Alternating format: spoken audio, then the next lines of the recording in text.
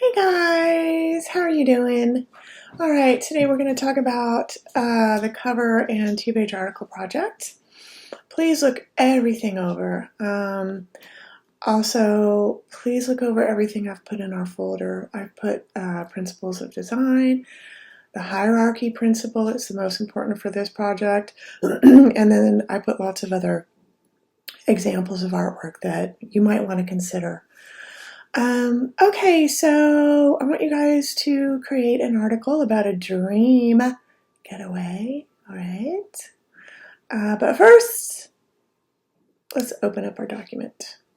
All right, so new file. Okay, you guys know how to do this. Inches, 3 pages. Your default screen probably looks like this, okay? Change this to 3. Change this to 2. Everything else can stay the same, all right? Alrighty, here we go. I'm going to go through this kind of fast, so if you need to rewatch this, please do. Okay, so don't freak out. This is what your document is going to look like. Yes, there are 3 pages. Zoom out.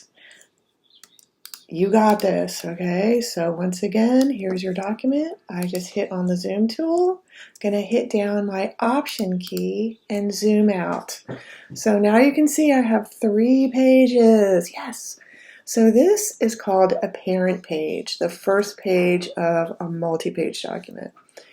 In this case, this is also going to be our cover, all right? So cover, 2-page interior. Okay, I'm going to pop out my Pages panel.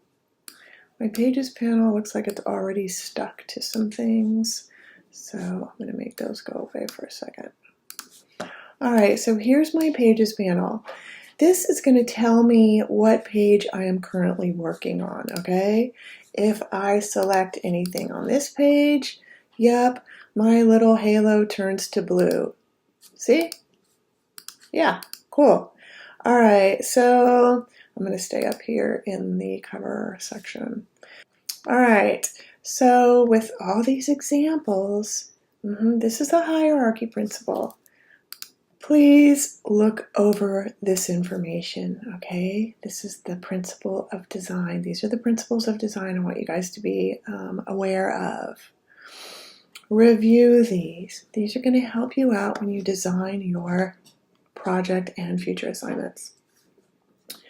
This is the most important thing right here. This is the hierarchy principle. Okay, same.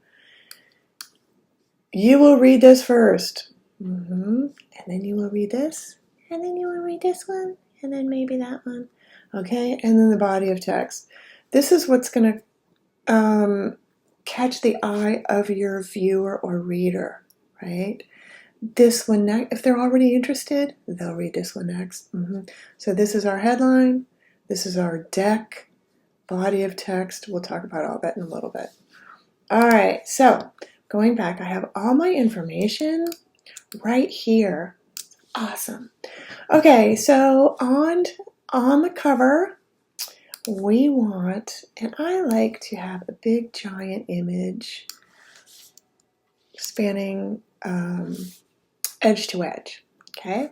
So you guys already know this. This is my big image using my rectangle frame tool, okay?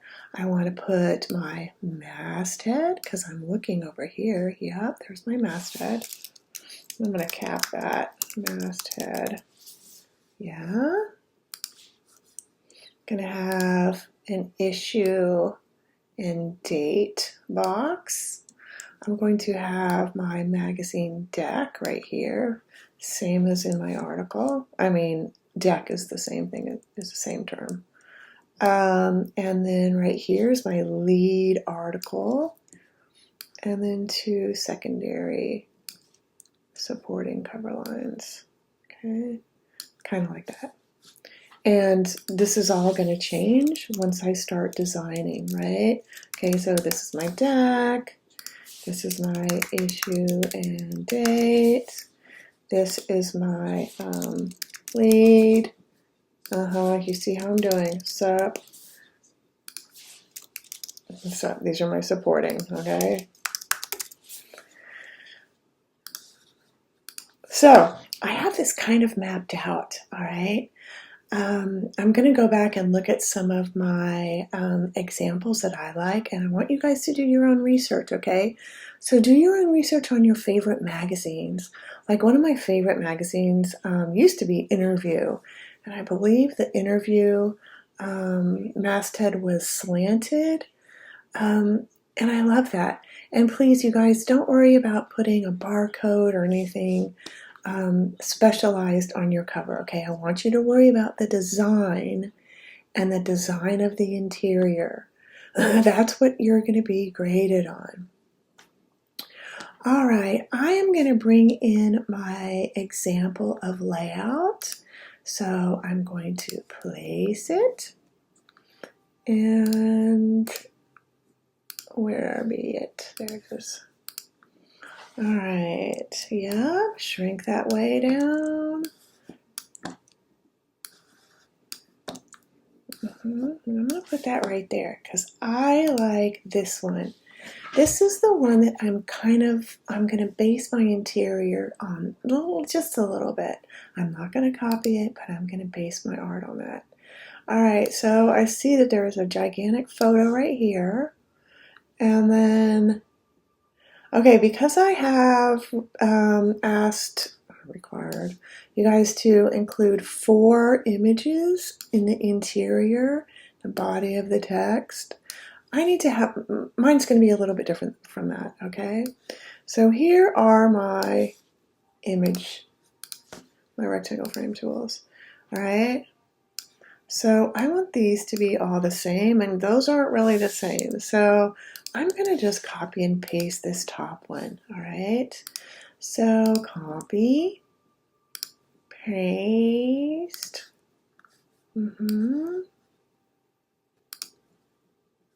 copy, paste. Okay, so, and you see that? See that little green arrow? This lets me know that this space is the same as that space. InDesign is awesome that way. Okay, so you see my photo, my last photo has gone outside of the page. I don't know if I want it like that yet. And stay consistent. If one is bumped up against the edge, have more bumped up against the edges. All right, but I don't want that right now. So I selected all 3, and I'm just going to smush them a little bit, okay? I'm not going to smush the images. I'm just going to smush the rectangle frame tool. Okay, so now if you see, I have 2 paragraphs right here, and then a paragraph right here, and my pull quote over there. So I'm just going to place those any place because I'm going to be messing around with those later. And see my green halos, that's lined up. Maybe I'll start placing some images. I'm going to go ahead and place that image in the front. Place is also Command D.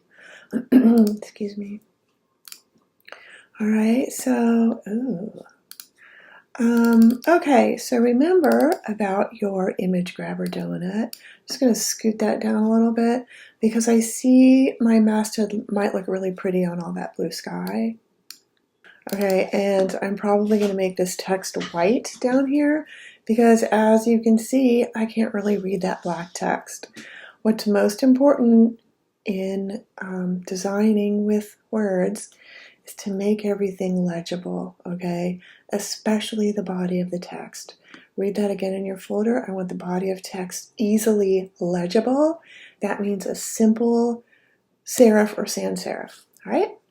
Okay, so I'm going to show you guys right now how to make your text a different color. I'm going to smush it over here just for the time being. I'm going to make this bigger. Okay, as you can see, once I select something, that panel is going to pop up in my properties panel. I can also pop out my type panel if I want. That also popped out my color panel. My color panel popped out. Oh, stop it. All right, so to change the color of your text, come to your type tool, select what you want to change, and I might want to do that white. That's a super easy way to do it. The text right here, RGB. Now you can mess around with these sliders, or you can just come down here and I drop the color with down here in this color band. So let's go back down here and we're going to talk about threading text. I use ChatGPT. You guys can use Google, but you might want to type in like a long article about your destination. However you guys. Come on, baby. All right, what is a long article about Lake? Okay, my destination is Lake Lucerne. It's in Switzerland. Okay, ChatGPT is writing. I am going to show you how I found Lake Lucerne images. Okay, I'm going to type it in up top. And okay, images. Yay! All right. I've talked about this before. Tools, hit the tools. Come down here to size, hit large. A lot of you guys are like, Miss Bloomer, my stuff is really low res and it's blurry. Pay attention, please. All right, so now we have lots of different images that are high resolution. You must click on them first, all right? This is what I want. See how clear and beautiful that is? And then drag and drop that.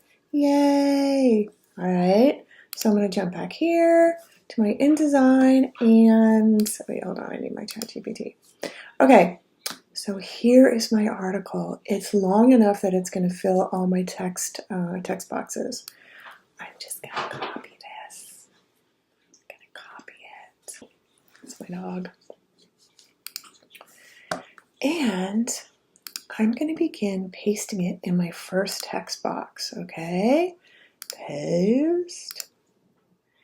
And you're going to notice that there's only a little bit of that article in here, all right? I'm going to zoom in. I want you guys to review that diagram I put in our folder, all right? It's so easy. Don't be scared of this, all right? It's super easy. All right, so here we have our first text box. I want you guys to click. I'm holding down my command key right now. See how it changes from my type tool to a cursor? So I'm going to select this out button. And see how my cursor has now changed to some parentheses with some text in the middle? Oh, that's exactly what we want. Hit my command key, or you can go up here and hit your arrow, whatever. Okay, now it's going to say, ooh, where do you want to go? Yeah, man. Cool, huh? All right, so eventually I'm going to go back and fix this. I don't really need these subheadings. But I'm going to fix it so the article lands correctly. Like, oops. All right, I'm still going to need a headline. Okay, so I'm going to bump this way up. And I'm going to show you guys about the arrange capabilities. All right, so here's my headline. I for sure need a deck, maybe right down here. And you guys, please do not justify your article. Have it bump up on the left side, okay? All right, headline, deck, and now I'm going to go get an image for that page. See how this is all in the back? That's what I want, okay? Edge to edge. While that's selected, I'm going to hit place or Command D. I'm just going to say, oh, what do you want to put in there? I think I want that in there because see how the bottom of my image is dark? And I think I'm going to want that text white, right? All right, my image is not all the way. So I'm going to need to make that larger. A quick way to enlarge your image is to double click on it. I'm going to grab my Command and Shift key and enlarge. I'm going to use my little image grabber, scoot it down, and voila. But wait, where are all my text boxes? Okay, I'm going to select what I want to arrange. That means stack it behind or in front. Come up here, arrange. I'm going to send that all the way to the back. Stop it. Okay, let's do that again. I'm going to select the object that I want moved and move it all the way back. You guys can mess around with moving them forward, backwards, go for it. All right, and so once again, I'm going to make this probably white, even though that's super boring. Okay, and I'll scoot it up or down so that you can read it. I'll scoot these way down. Okay, so the legibility aspect of this project is the most important. And what I'm going to do is probably make that lake area bigger so that my text can stand out. Okay, let's see, did we talk about everything? Oh yeah, all right, one cool thing to do is to see how your text is threaded. And that is done by View Extras. All right, so you're going to have these little blue lines that tell you this is connected to this, and this is connected to this. This is super handy when you have a multi-page document and you're freaking out and you don't know what text goes where, okay? Super great way to do it. So now I'm going to create a pull quote. Because I have 3 photos over here, I'm going to make my pull quote right here, right on top of that photo. I'm going to make sure that it's legible, and I'm going to do it in probably larger text and a different font. Most people like to put, quotes around their pull quote. I think it's a really good way to let your reader know what's happening. All right, so once again, export